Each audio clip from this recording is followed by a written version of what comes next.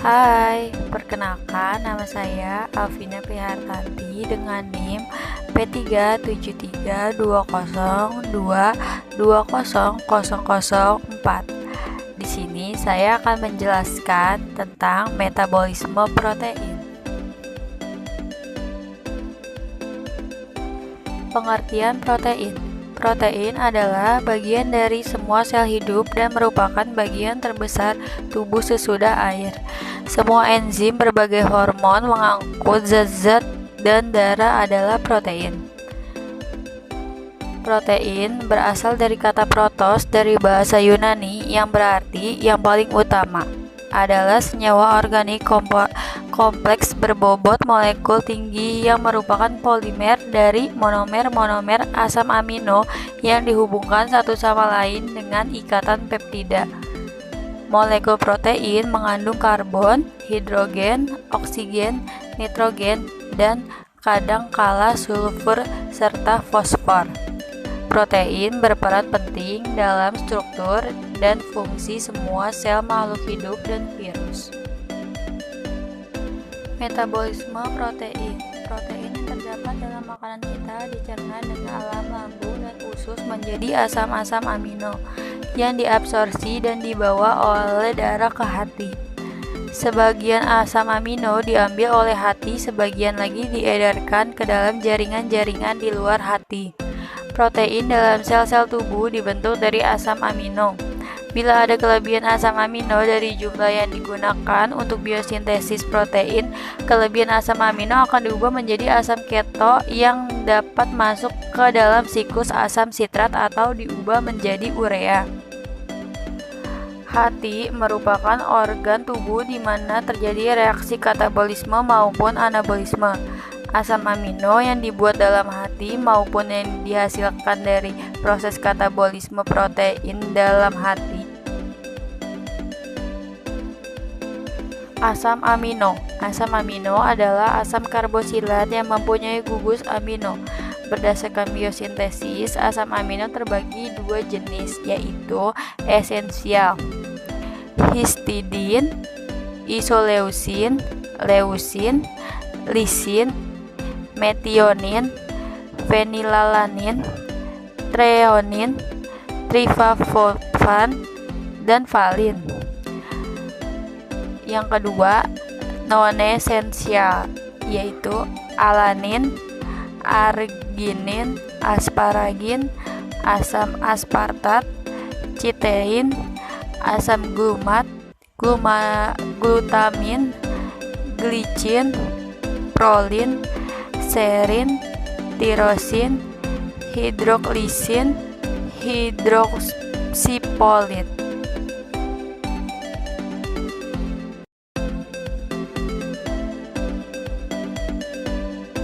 Proses metabolisme protein dan asam amino. Proses metabolisme protein dimulai dari proses pencernaan di mulut sampai usus halus. Dilanjutkan dengan proses metabolisme asam amino, yaitu sebagian besar zat makanan yang mengandung protein dipecahkan menjadi molekul-molekul yang lebih kecil terlebih dahulu sebelum diabsorpsi dari saluran pencernaan. Proses diabsorpsi di usus halus dalam bentuk asam amino lalu masuk ke darah. Dalam darah, asam amino disebarkan ke seluruh sel untuk disimpan. Dalam sel, asam amino disimpan dalam bentuk protein dengan menggunakan enzim. Hati merupakan jaringan utama untuk menyimpan dan mengolah protein. Perubahan kimia dalam proses pencernaan asam amino dalam darah. Banyaknya asam amino dalam darah tergantung pada keseimbangan antara pembentukan asam amino dan penggunaannya. Pada proses pencernaan makanan, protein diubah menjadi asam amino oleh beberapa reaksi hidrolisis serta enzim yang bersangkutan. Enzim-enzim tersebut adalah pepsin, tripsin, kimotripsin, karboksipeptidase, aminopeptidase, dipeptidase, dan tripeptidase. Dalam keadaan puasa, asam amino dalam darah biasanya sekitar 3,5 sampai 5 mg atau 100 ml darah. dan akan meningkat segera setelah buka puasa sekitar 5-10 mg atau 100 ml darah. Kemudian turun kembali setelah 4-6 jam.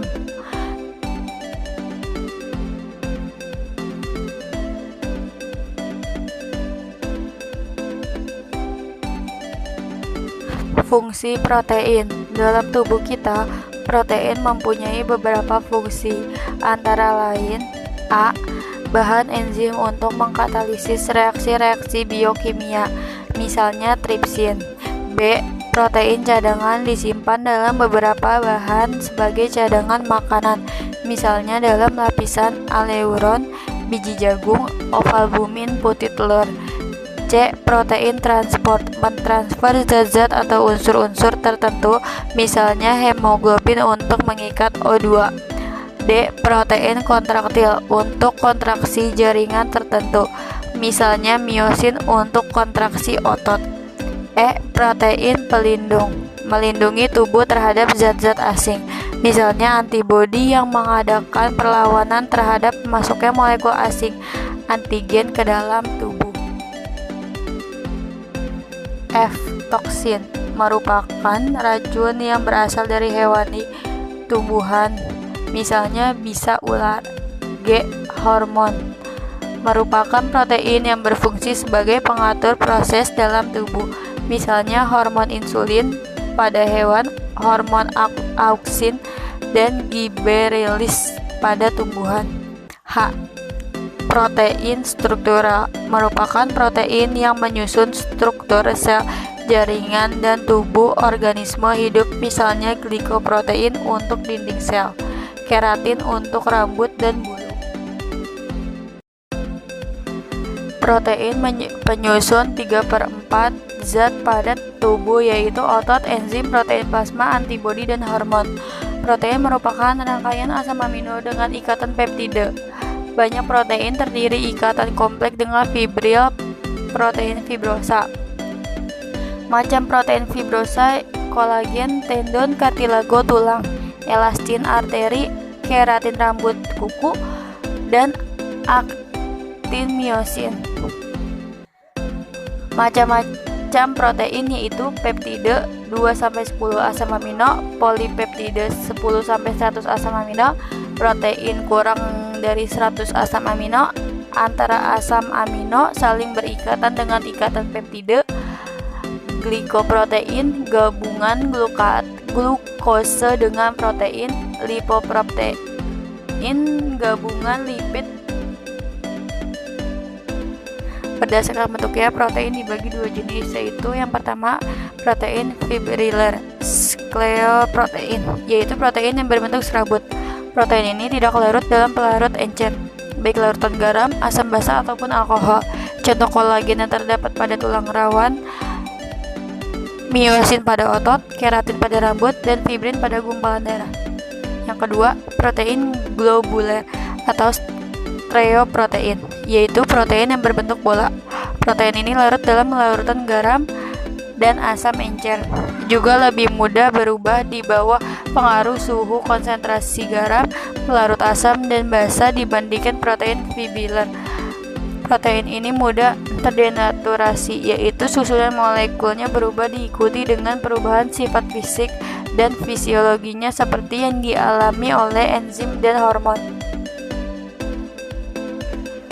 Penguraian protein dalam tubuh. Manusia melakukan pergantian protein tubuh sebanyak 1-2% dari total protein tubuh, khususnya protein otot. Dari total asam amino yang dihasilkan melalui proses tersebut, sebanyak 75-80% digunakan kembali untuk sintesis protein baru, sedangkan 20-25% sisanya akan membentuk urea.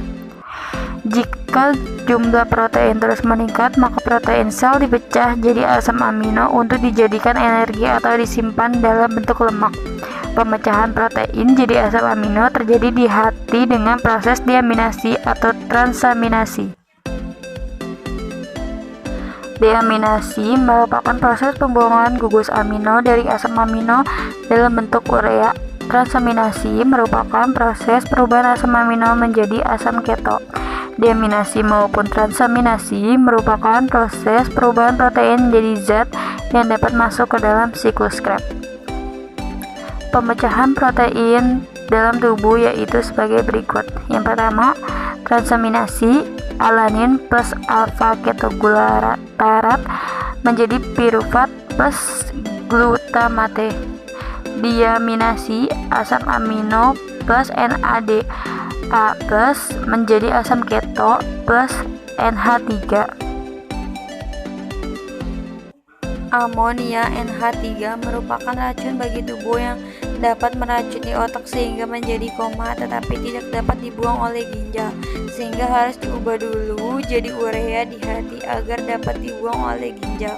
Namun jika hati ada kelainan sakit, maka proses perubahan NH3 menjadi urea terganggu dan akan menimbulkan penumpukan NH3 dalam darah yang disebut uremia.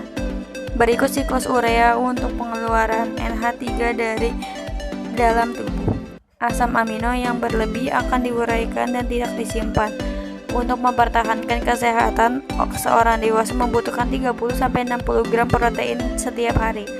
Dalam tubuh, protein mengalami perubahan tertentu dengan kecepatan yang berbeda untuk tiap protein, karena untuk tiap protein memiliki ada 3 kemungkinan mekanisme pengubahan protein, yaitu sel mati, komponennya mengalami proses katabolisme dan dibentuk sel baru. Yang kedua, masing-masing protein mengalami proses katabolisme dan terjadi sintesis protein baru tanpa ada sel mati. 3. Protein dikeluarkan dari dalam sel, kemudian diganti dengan sintesis protein yang baru. Adapun enzim yang berperan dalam penguraian protein adalah enzim protase intrasel. Berperan dalam menghidrolisis ikatan peptida internal protein sehingga terjadi pelepasan peptida yang kemudian akan diuraikan menjadi asam amino bebas oleh enzim peptidase. Enzim-enzim lain yang bertugas menguraikan asam amino menjadi unit-unit asam amino adalah enzim endopeptidase, aminopeptidase, dan karbosipeptidase. Kelainan metabolisme protein KEP, kurang energi protein. Penyakit ini ditemukan pada anak-anak atau ibu hamil. Penyakit KEP ini juga dapat menyerang orang dewasa, misalnya pada orang yang mengalami kelaparan dalam waktu yang lama atau menderita penyakit kronis. Ketika penyakit KEP ini menyerang seorang anak, maka akan muncul gejala-gejala seperti kekurangan energi, maramus, dan kekurangan protein kwashiorkor. Pada penderita kwashiorkor, ciri-ciri yang terjadi adalah adanya gangguan pada pertumbuhan berat badan dan tinggi badan, lemah, kurus, apatis, kulit tampak kering, kulit rambut tipis atau jarang, kehilangan nafsu makan, diare, adanya pembesaran pada hati, dan anemia. Defisiensi protein terjadi pada pemasukan protein kurang, kekurangan kalori, asam amino, mineral, dan faktor lipotropik.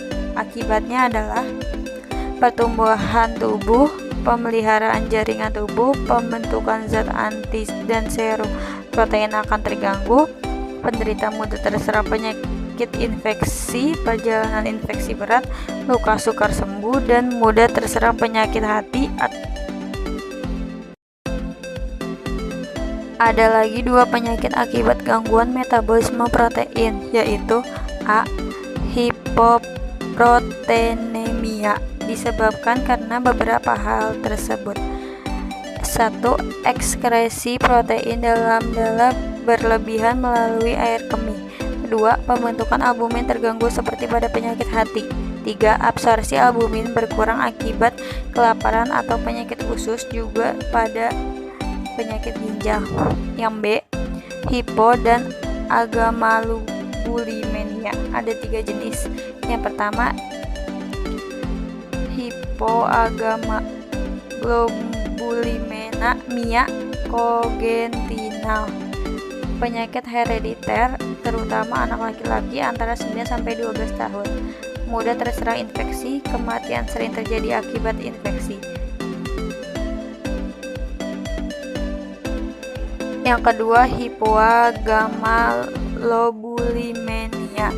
Penderita mudah terkena infeksi, terjadi hiperplasi kompensatorik sel retikulum menjadi mengakibatkan limfadenopati dan splenomegali.